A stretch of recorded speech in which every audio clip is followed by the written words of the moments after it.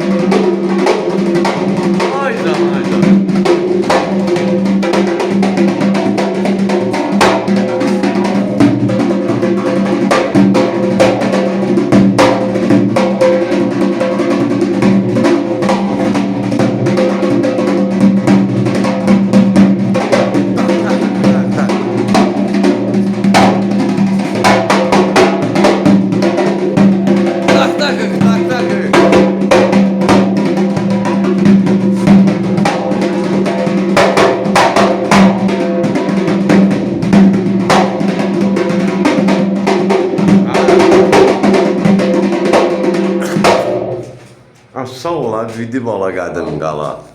Eli bala məktəbi Gəncə budur bax. Vidi baladır, Vidi bala, Vidi bala. Ay qadınam, öpürəm səni. Sağ ol, əla, gözəl. Evləniz müəllimi yaşayış yeri Gəncə şəhəri iş yerimizdən Milçular Mədəniyyət Sarayının qapısı xalqımın balalarının üzünə açıqdır. Biz hazırıq qəbul eləyək. Nəyi biliriksə də. Tələbənlə paylaşın. Bir qəşəng qoş şapalaq, kişi qoş şapalağı.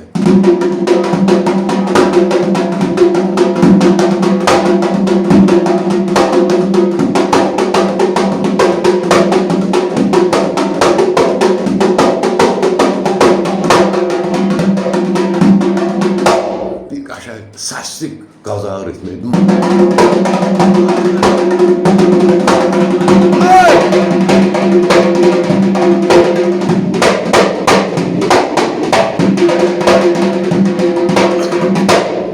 Sağ ol, Vidi bala. Öpürəm.